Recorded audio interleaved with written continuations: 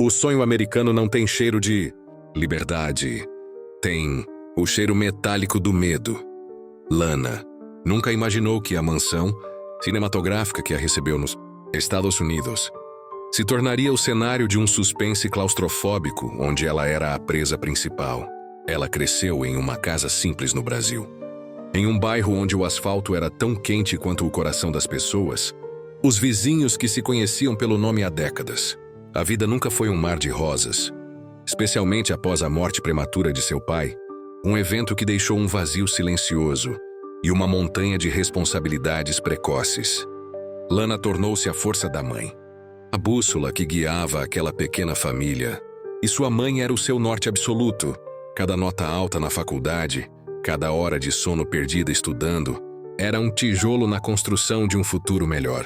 Quando a aprovação para o intercâmbio veio, o choro na cozinha apertada e abafada foi um grito de vitória contra o destino. No dia da partida, o abraço no aeroporto teve um peso sufocante. Uma premonição que nenhuma das duas ousou verbalizar. "Você merece, minha filha. Vai viver tudo o que a vida me negou", disse a mãe, com as mãos trêmulas e o olhar perdido entre o orgulho e a saudade. Lana aterrissou em solo americano, com a alma transbordando de planos e uma lista de sonhos para realizar. Mas aquela mansão fazia Lana sentir que algo estava errado. A Hostimon era uma mulher gélida, uma sombra que se movia pela casa com frases curtas e um olhar que nunca encontrava o de Lana. Mas o host dad, ele era uma presença invasiva, que parecia ocupar todo o oxigênio do ambiente. Logo na primeira semana, a ficha caiu.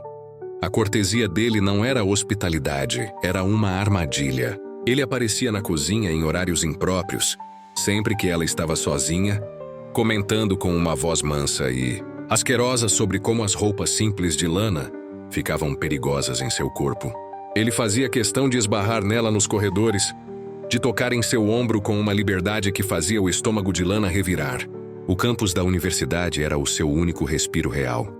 O lugar onde ela podia, por algumas horas, fingir que era apenas uma estudante comum. Mas a volta para casa fazia sempre o desconforto retornar. Ela começou a usar roupas 3 vezes maiores que o seu número, a prender o cabelo de forma austera e a tentar, de todas as formas, se tornar invisível, esperando que, se não atraísse atenção, o predador desistiria da caça. Mas o medo era um companheiro constante, sussurrando em seu ouvido que o silêncio daquela casa não era paz. Era apenas o intervalo tenso antes do bote final. Lana estava sozinha, sem dinheiro, sem conexões e com uma dívida de gratidão que a sufocava, enquanto o predador doméstico a observava com um sorriso cínico, como se ela fosse uma peça de decoração nova que ele finalmente tinha o direito de possuir e quebrar quando bem entendesse.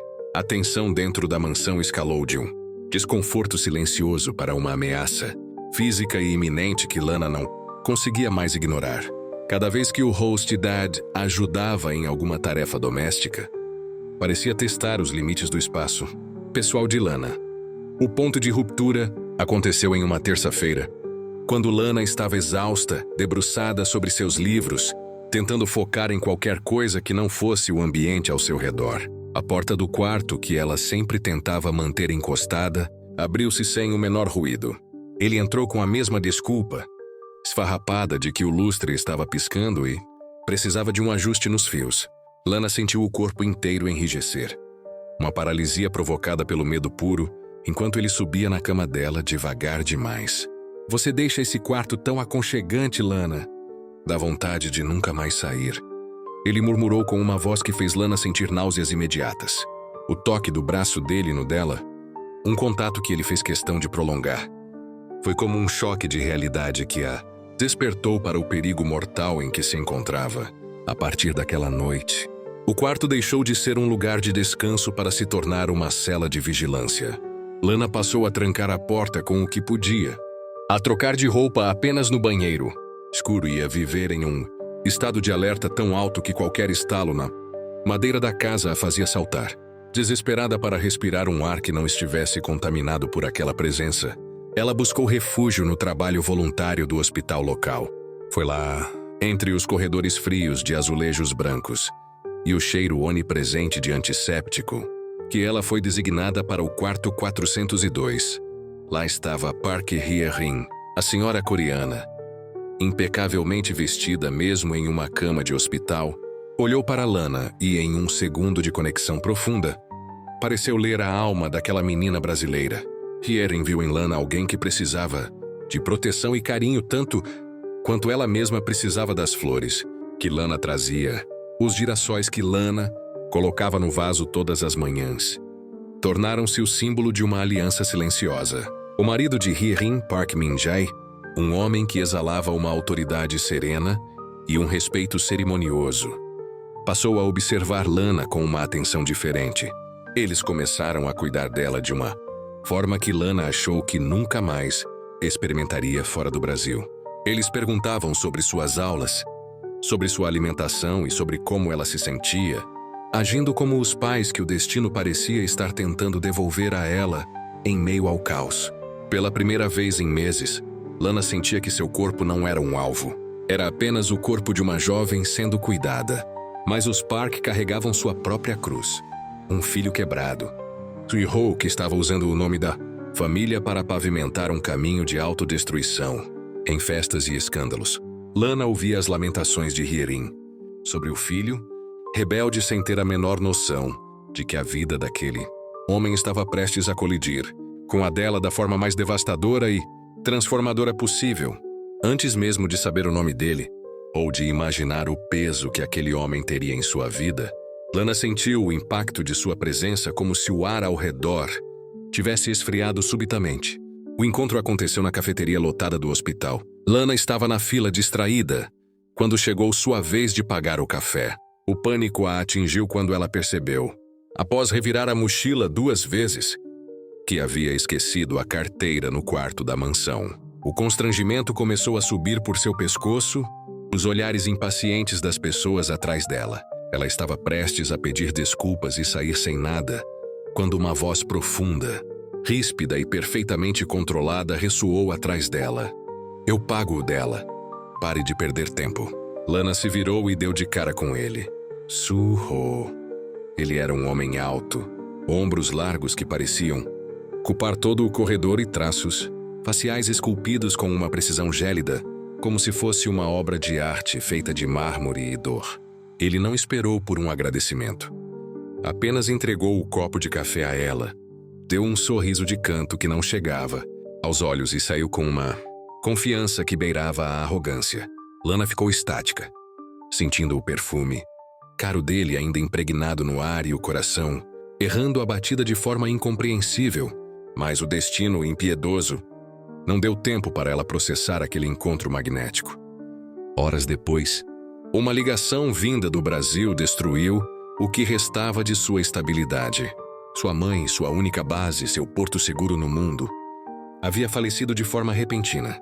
O luto a atingiu como uma avalanche de pedras, sem chão, sem dinheiro para uma passagem de emergência e sem ter como voltar para dar o último adeus. Lana desabou nos braços de Hye-rin no quarto do hospital. A senhora coreana a acolheu com um amor visceral, apertando-a contra o peito como se pudesse absorver parte daquela dor insuportável. "Você não está sozinha nesta terra, minha filha.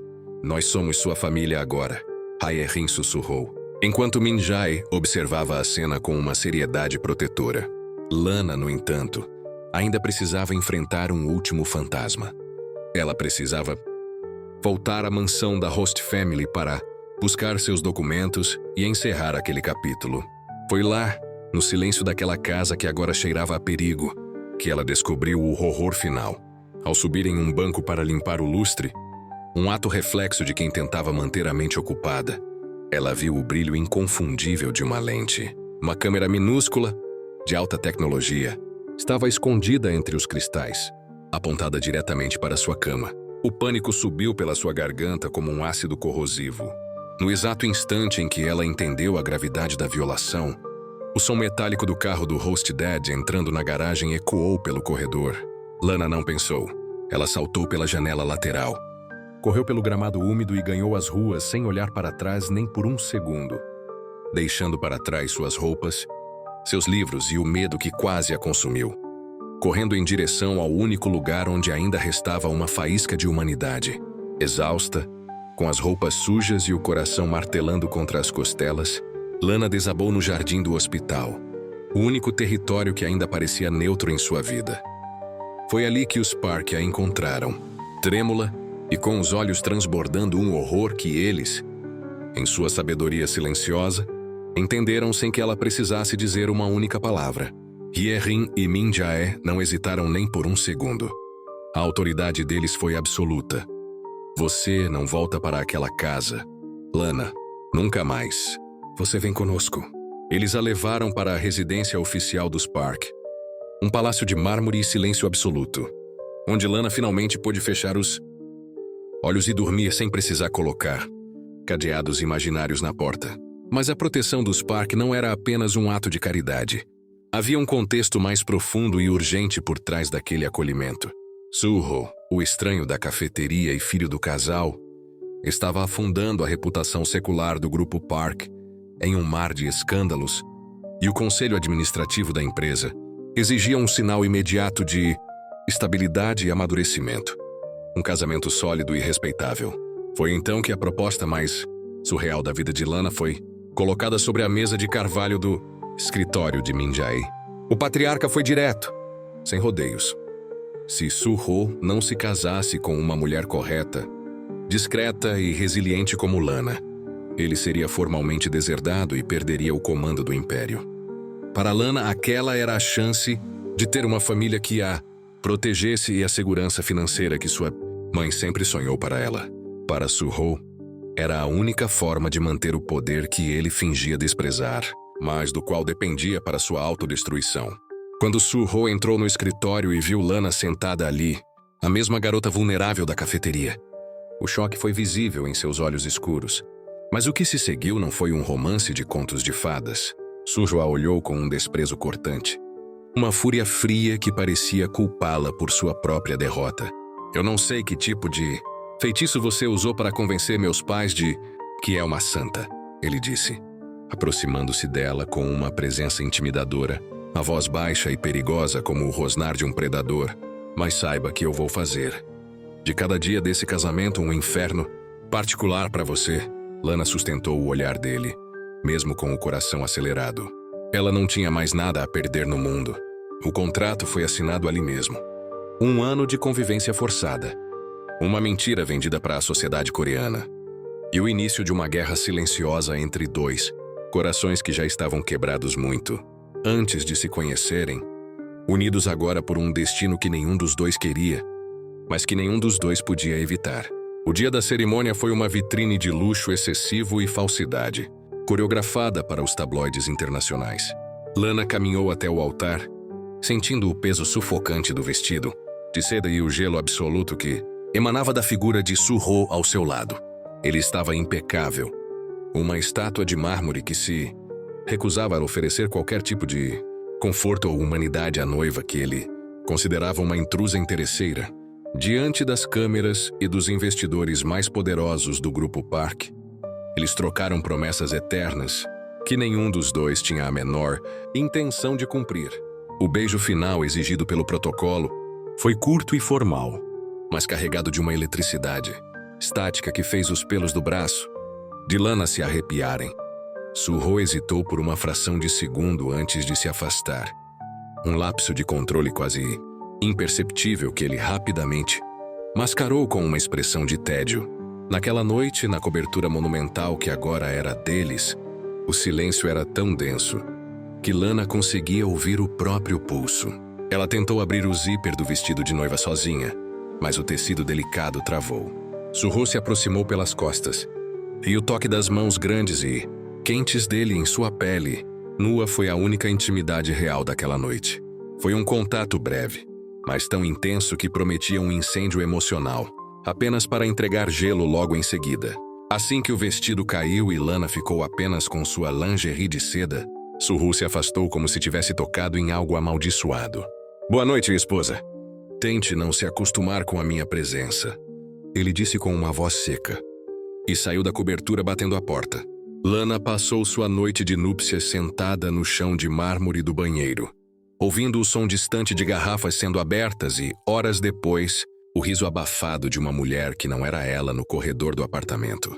Su-ho fizera questão de trazer outra mulher para casa naquela mesma noite, apenas para humilhá-la e provar que ela era apenas um contrato, uma peça de decoração necessária para garantir sua herança, mas totalmente indigna de sua atenção ou respeito. Lana chorou em silêncio, sentindo o estômago revirar com a angústia de ter vendido sua liberdade por uma segurança que agora parecia uma nova forma de prisão. O inferno na mansão do intercâmbio tinha sido apenas o prólogo de um drama muito maior e mais cruel. Os primeiros meses de convivência na cobertura foram um teste exaustivo de resistência emocional para Lana. Su-ho agia como se ela fosse completamente invisível dentro das paredes de vidro do apartamento, exceto nos momentos em que sentia a necessidade de lembrá-la de sua posição inferior. Ele chegava invariavelmente de madrugada, muitas vezes impregnado de perfumes caros e álcool, e passava por ela na sala como se estivesse desviando de um objeto incômodo. Lana, no entanto, não recuou, nem se deixou abater visivelmente. Ela mantinha sua dignidade intacta, focando obsessivamente nos seus estudos de pedagogia, cuidando dos detalhes da casa e mantendo a postura impecável que tanto encantara os sogros. Ela via a secretária de Su-ho entrar e sair da cobertura com uma liberdade e uma intimidade que a machucavam profundamente, percebendo que Su-ho usava outras mulheres como um escudo deliberado para construir um muro intransponível entre eles. Mas algo começou a mudar sutilmente, durante um jantar obrigatório da diretoria da empresa. Su-ho observava Lana de longe enquanto ela conversava com investidores estrangeiros, e o brilho nos olhos dele não era mais apenas de desprezo gélido. Havia algo possessivo, uma faísca perigosa de ciúme que ele tentava, sem sucesso, sufocar sob doses generosas de uísque. Quando um empresário influente tentou tocar no braço de Lana com uma liberdade que beirava o desrespeito, Su-ho interveio com uma agressividade controlada que surpreendeu a todos na mesa. Ele não estava necessariamente protegendo a esposa, ele estava protegendo o que ele, em sua arrogância, considerava sua propriedade exclusiva pelo próximo ano. Naquela noite, o clima dentro da cobertura mudou drasticamente, tornando-se eletrizado por uma tensão não dita. A viagem oficial para a França estava marcada para a semana seguinte, e o conselho administrativo exigia que eles agissem como um casal apaixonado e sólido sob os holofotes de Paris para acalmar os acionistas. Lana sabia que a França seria o teste definitivo para o contrato e para a sanidade de ambos. Ou eles se destruiriam de vez em solo europeu, ou o contrato começaria a sangrar. Sentimentos reais que nenhum dos dois estava pronto para admitir. O que Su-ho ainda não sabia era que Lana tinha descoberto algo no escritório dele que poderia mudar o rumo de tudo o que eles pensavam saber um sobre o outro.